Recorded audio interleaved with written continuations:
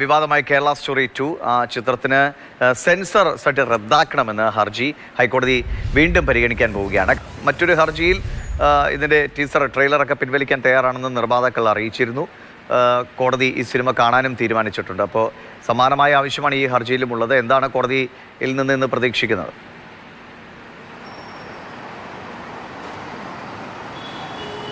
ദിവിഷ്, കേരള സ്റ്റോറിയുടെ ഒന്നാം ഭാഗം അതോടൊപ്പം തന്നെ ചിത്രത്തിൻ്റെ രണ്ടാം ഭാഗത്തിൻ്റെ ഈ ഒരു ടീസർ വലിയ രീതിയിലുള്ള വിവാദങ്ങൾക്കൊക്കെ തന്നെ കാരണമായിരുന്നു. ഇതേ തുടർന്നാണ് കണ്ണൂർ സ്വദേശിയായ ശ്രീദേവ് നമ്പൂതിരി ഹൈക്കോടതിയിൽ ഒരു ഹർജി സമർപ്പിച്ചത്.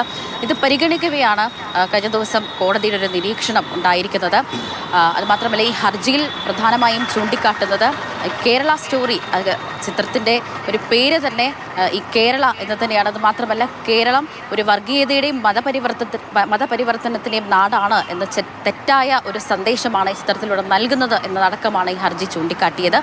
ഈ ഹർജി പരിഗണിച്ച ശേഷം ഈ കോടതിയുടെ ഒരു നിരീക്ഷണം എന്നത് ഈ കേരളത്തിലെ വിവിധ സമുദായങ്ങൾ ഒരുമിച്ച് ചേർന്ന് സഹവർത്തിത്തോടെ ജീവിക്കുന്ന ഒരു നാടാണ്. അതുകൊണ്ട് തന്നെ ഒരു തെറ്റായ സന്ദേശമാണ് ഇത് നൽകുന്നത് എന്ന് കോടതിയും പറയുകയുണ്ടായി. അതിനുശേഷമാണ് കോടതി ഇന്ന് സിനിമ കാണാനൊരുങ്ങുന്നത്. മാത്രമല്ല, ഇതേ സംബന്ധിച്ച് കേന്ദ്ര സെൻസർ ബോർഡിനോടും അതോടൊപ്പം തന്നെ സൺഷൈൻ പിക്ചേഴ്സാണ് ചിത്രത്തിൻ്റെ നിർമ്മാണം, ഈ നിർമ്മാതാക്കളോടും വിശദീകരണം തേടിയിട്ടുണ്ട്. ഇത് സംബന്ധിച്ച് ഇരുവരും, അതായത് സെൻസർ ബോർഡും അതോടൊപ്പം തന്നെ നിർമ്മാതാക്കളും ഇന്ന് കോടതിയിൽ തങ്ങളുടെ നിലപാട് അറിയിച്ചേക്കും. എന്തായാലും ചിത്രം ഈ മാസം 27, അതായത് വെള്ളിയാഴ്ചയാണ് തിയേറ്ററുകളിൽ എത്താനിരുന്നത്. എങ്കിലും കോടതിയെ സംബന്ധിച്ചിടത്തോളം ഈ ട്രെയിലർ ആവശ്യമെങ്കിൽ നീക്കം ചെയ്യാൻ അടക്കമുള്ള കാര്യങ്ങൾ കോടതി പറഞ്ഞിരുന്നു. നിർമ്മാതാക്കൾ ആവശ്യമെങ്കിൽ നീക്കം ചെയ്യാം എന്നതും അറിയിച്ചിരുന്നു.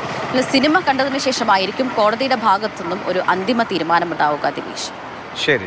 സ്നേഹമോൾ 9 വിവരങ്ങൾ നൽകിയത്. എന്തായാലും കോടതിയിൽ വിഷയം എത്തിയിരിക്കുകയാണ്. കോടതിയുടെ ഭാഗത്തുനിന്ന് ഉചിതമായ ഇടപെടലുകൾ ഉണ്ടാകും എന്ന് തന്നെയാണ് പ്രതീക്ഷിക്കുന്നത്. സിനിമ ഉണ്ടാക്കിയ പൊല്ലാപ്പിന് കുറവൊന്നുമല്ല. സോഷ്യൽ മീഡിയയിൽ നിരന്തരം ഇതുമായി ബന്ധപ്പെട്ട ആളുകൾ പോസ്റ്റ് ഇടുക. പിന്നെ ഒരു സംഭവമുണ്ട്, നമ്മൾ എന്ത് കാര്യത്തിലും പോസ്റ്റ് ഇട്ടാൽ ഒരു സോഷ്യൽ മീഡിയ, യൂട്യൂബൊക്കെ ഇതൊരു വരുമാന മാർഗം എന്നതുകൊണ്ട് വിവാദ വിഷയങ്ങളിൽ നിരന്തരം വീഡിയോസ് അപ്ലോഡ് ചെയ്ത് വരുമാന മാർഗം കണ്ടെത്തുന്ന ആളുകളുമുണ്ട്. പറഞ്ഞത് തന്നെ വീണ്ടും ആ കാര്യങ്ങളിലേക്ക് പോകുന്നു. അപ്പോൾ പ്രശ്നങ്ങൾ ഉണ്ടാകാതിരിക്കട്ടെ. സിനിമ എങ്ങനെയാണ് കോടതിയുടെ ഇടപെടൽ ഉണ്ടാകുന്നത് നമുക്ക് ക്ഷമയോടുകൂടി കാത്തിരിക്കാം. എന്തായാലും ഒരു സിനിമ പറഞ്ഞതുകൊണ്ട് കേരളം അങ്ങനെ ആകണമെന്നൊന്നുമില്ല. സിനിമയിൽ പറയുന്ന കാര്യങ്ങൾ എന്താണെന്ന് ചർച്ചകൾ നടക്കുന്നുണ്ട്. അതൊക്കെ ആളുകൾ തീരുമാനിക്കട്ടെ. എന്തായാലും കോടതി വിഷയത്തിൽ ഇടപെട്ടത് വളരെ നല്ല കാര്യം. സമാധാനം ഉണ്ടാകട്ടെ.